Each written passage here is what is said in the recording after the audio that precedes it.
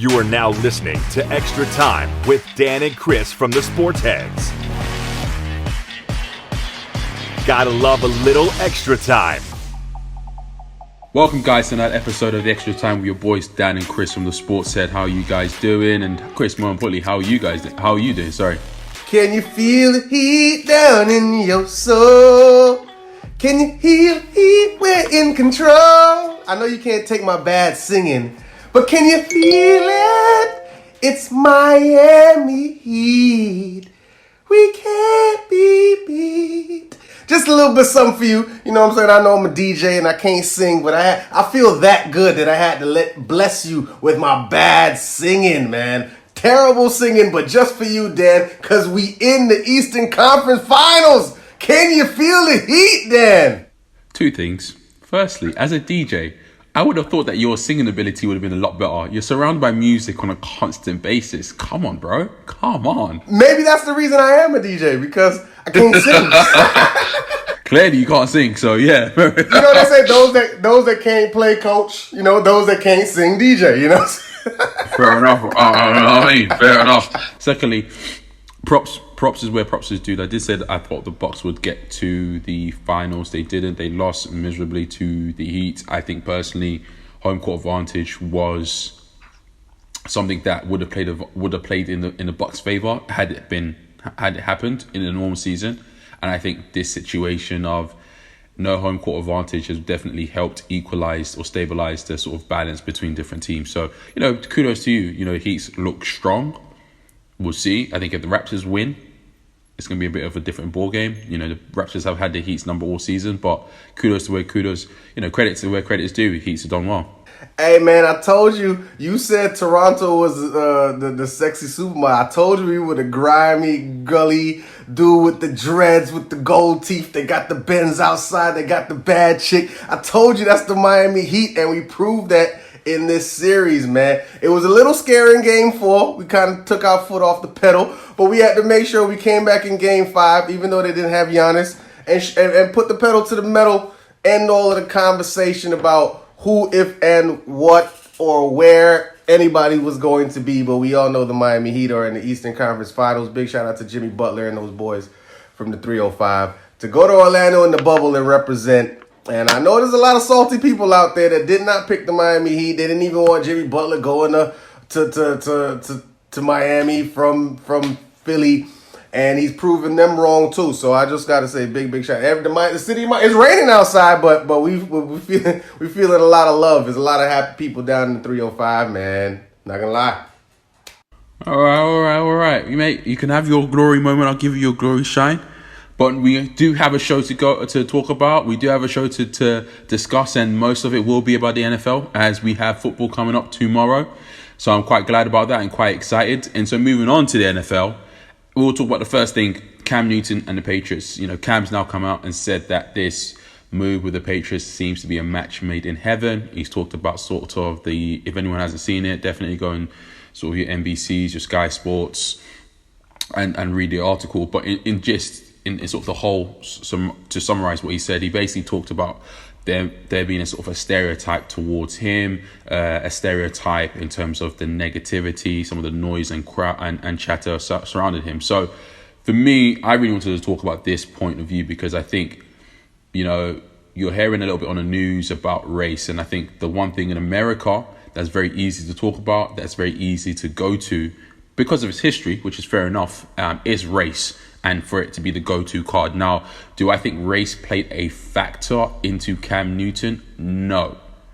Because you've got the Russell Wilsons, you've got the Lamar Jacksons, you've got the Deshaun Watsons, and when you look at the highest paid quarterbacks, three of the top three highest paid quarterbacks in the league right now are black.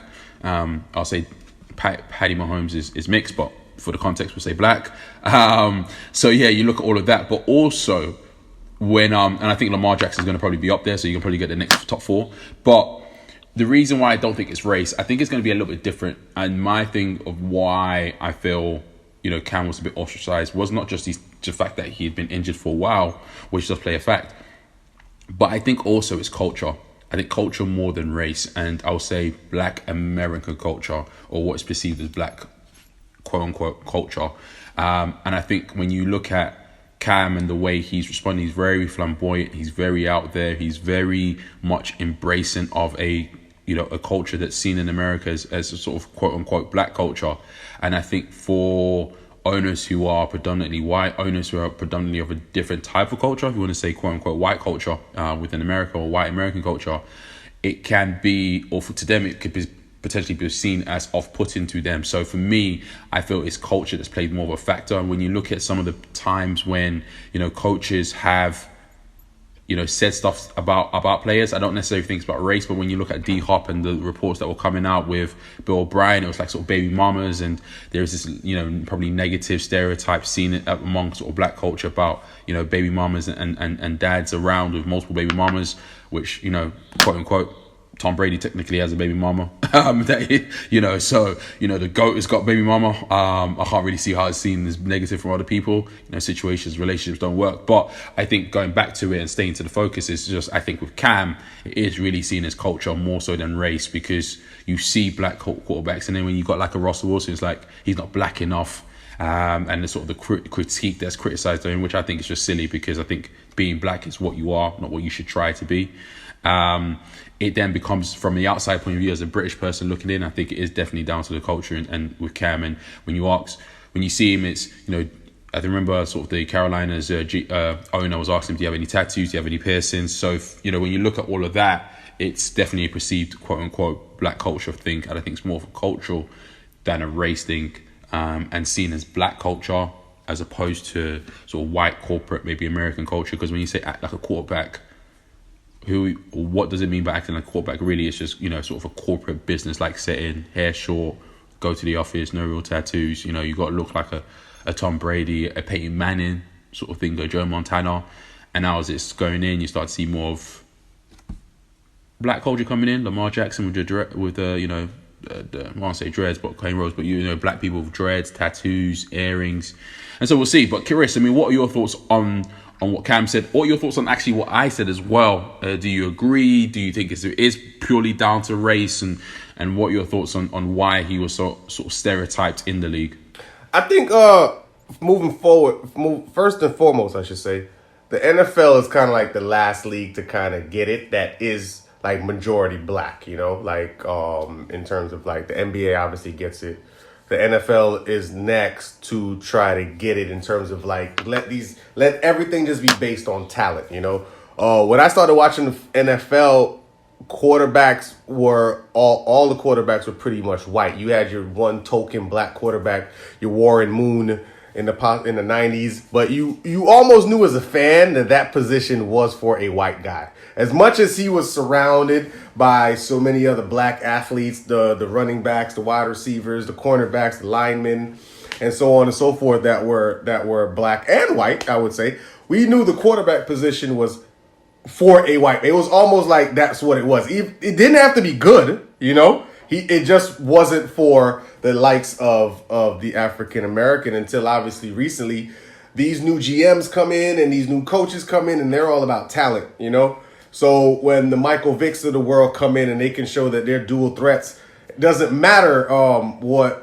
color he is, you better play that guy, or you're a fool. And then now it goes against, are you not picking the Michael Vicks of the world because he's black? Like you can't do that. Now that's when as black people, talent had to outweigh everything, But the likes of that, we used to have to hear the likes of some black quarterbacks not taking the position seriously because culture would come in. Because when you come into this particular job, it is kind of a sit back, be quiet, learn your position, learn the playbook, and you have to manage your team because you are the face of it. So if you want to say, from what you were saying, black culture, I would say hip hop culture, where you a little bit more flamboyant, a little bit more extra, you might be outspoken, and so on and so forth. Sometimes coaches and organizations didn't like that, but they know the quintessential white quarterback would possibly listen, play his role, and his role was the culture of the team,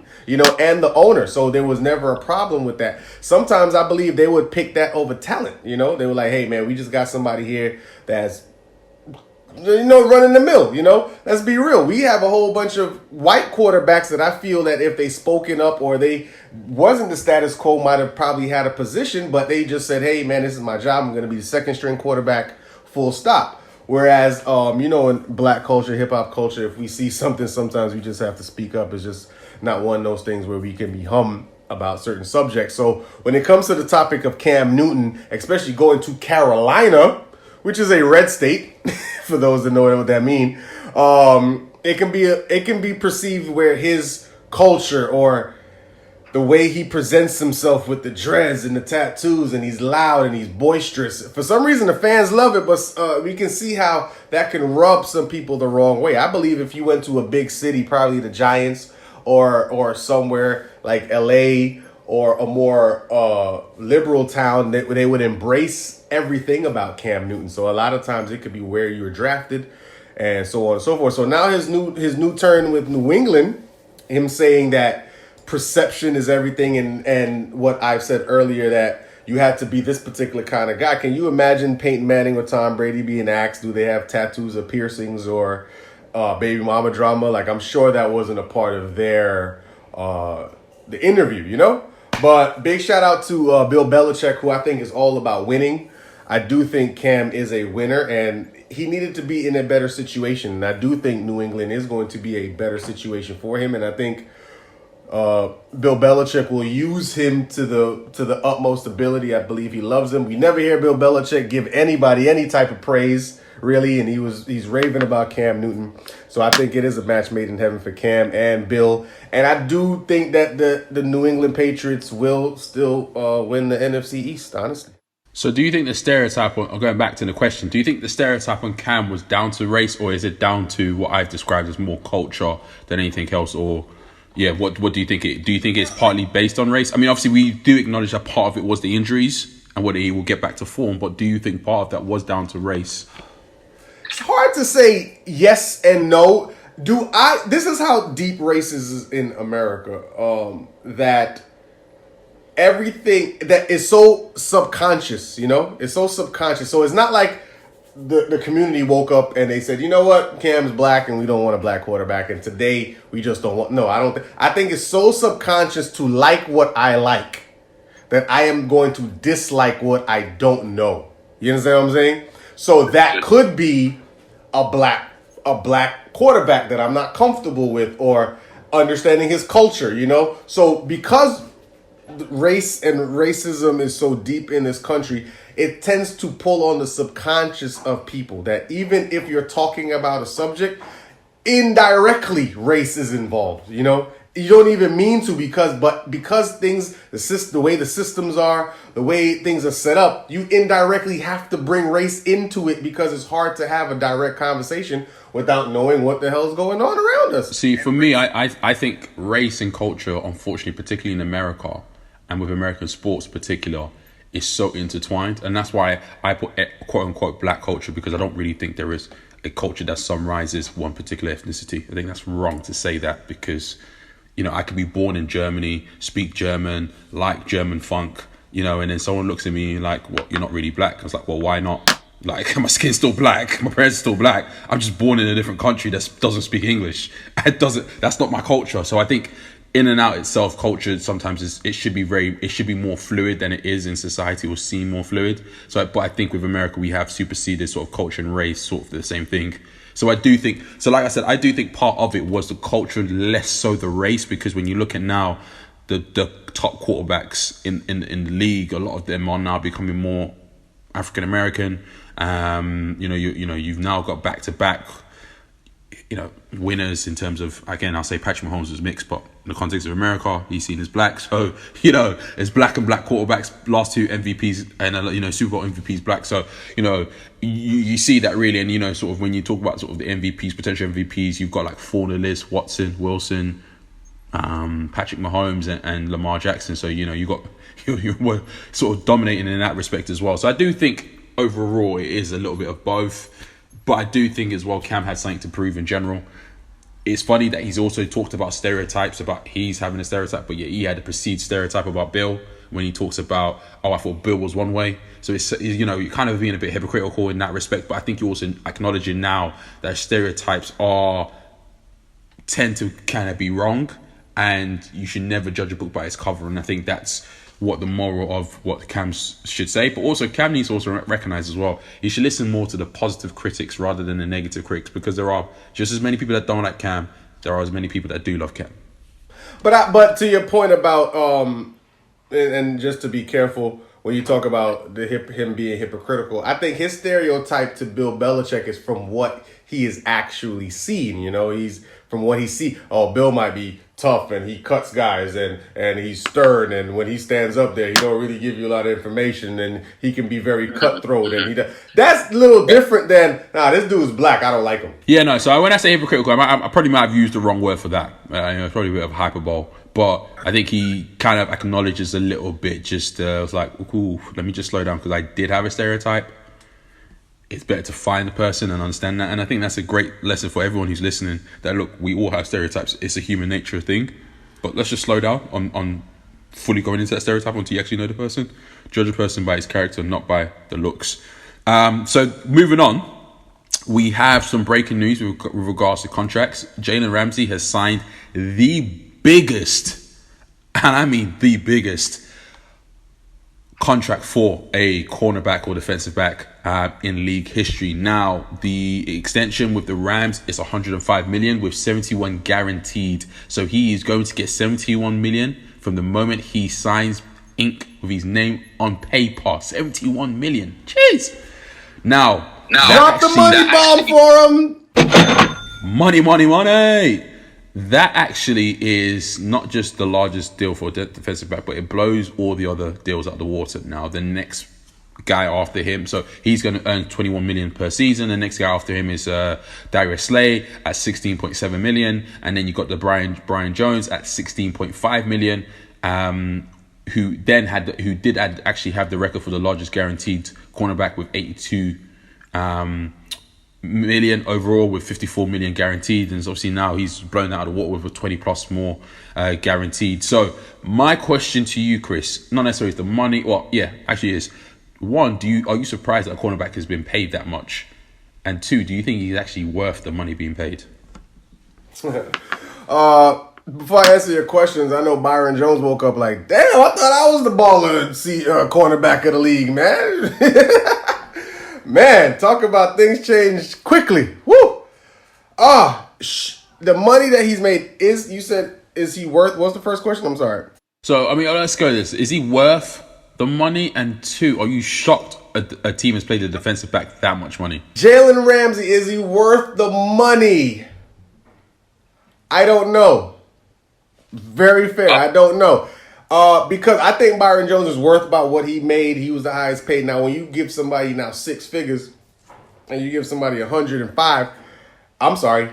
figures, and you give somebody that much, it begs to question, is the pressure going to be on? Now, he is in a division where he got some heavyweights that he will have to run with. You got D-Hop, you got Hopkins. He has Metcalf, and he has those other guys that he has to fight with in his division. Gonna have to come up, probably defend some tight ends from time to time. So Jalen Ramsey is really gonna have to put his money where his mouth is, and that's exactly what I think he did. He put his money where his mouth was. Probably learned from Richard Sherman. If you talk enough, if you hold out, and you play ball, you will get paid. So he took a page right out of Richard Sherman.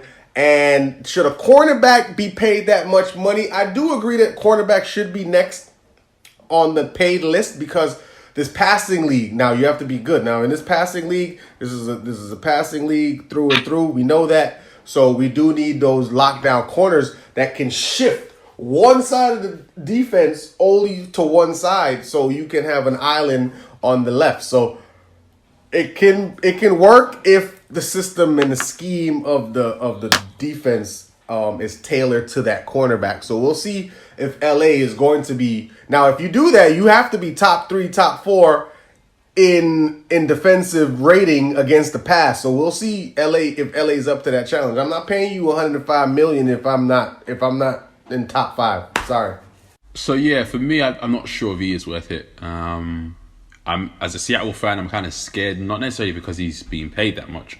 Well, not because he's with the Rams, but because he's being paid that much. And what is that going to do with Jamal Adams, who we haven't actually guaranteed his contract with? Again, bad piece of business from Seattle in that respect, from a contract point of view, not from a player point of view. And also what we gave up for him as well, and we haven't actually signed his contract or did an extension. So it has set the market, it has reset the market, and we're seeing that this year as well. Particularly in the era of COVID, I thought it would be different. With people not really sure what's going on, with no fans in the stadium for a lot of the games, that people might be a bit cautious of, resetting the market. But Deshaun Watson's reset the market by about 4 million. D-Hop's reset the market as well with his new contract, which shout out to D-Hop for that as well. Definitely a baller.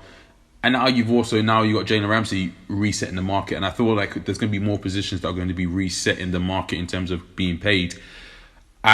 For me, 71 million guaranteed at the start is a lot of money to pay for a cornerback. I don't know. I'm in your boat. We'll have to see. I'm not entirely sure. He is going up against San Francisco, who don't necessarily have a bona fide number one star receiver, but they do throw the ball around. They do have motions. He's not. Do I think he's the best against the run? No, but he doesn't necessarily need to be in the scheme that he can be with the Rams. You then have, like I said, D-Hop. He is a beast. He's a baller. You got Metcalf as well in Seattle, so it's going to be very interesting to see, because you're basically paying, and when you look at Kyler Murray and particularly Wilson as well, they're quite accurate quarterbacks. So you definitely have to be paying you're paying a premium level for that sort of type of cornerback. So we'll see. I agree with you that cornerbacks are now becoming more valued as it's becoming more of a passing league, but I'm still shocked by the amount. I really am. It's a lot. And also, I think you texted me as well, and you said, look, whoever is the Rams guy when it comes to numbers needs to get paid or do a seminar, because the way Rams are paying players, I think it was last year or the year before, where they paid the running back, the wide receivers, the quarterback, they paid them insane amounts of money. Whoever is doing these numbers needs to, I don't know how they're getting away with it. Gurley got paid, quarterback got paid, damn Donaldson got paid, Ramsey get paid. I'm sure I'm missing a couple, and they getting paid some good money, man. So they ain't paid. Whatever they doing over in LA, man, I don't know, but they balling over there. Man, I feel like they have maybe leverage over Roger Goodell, whether it's maybe some new photos or something, because I don't know how they're getting away with the way they're paying. It don't really make sense how they're just doing that. Our cap is different than the rest of the league, yo. There really is, to be fair. But yeah, so guys, we hope you love this show. Remember to sort of leave and like and subscribe to our show and to the REP as well.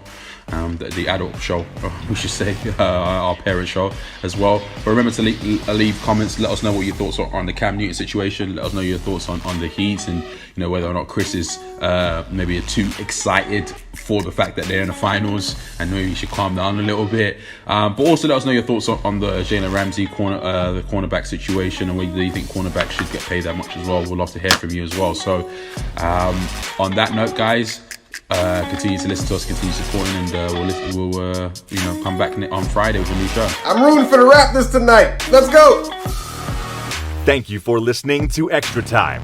Please remember to subscribe on YouTube, Spotify, and Apple Podcasts at The Sportsheads for all things U.S. sports.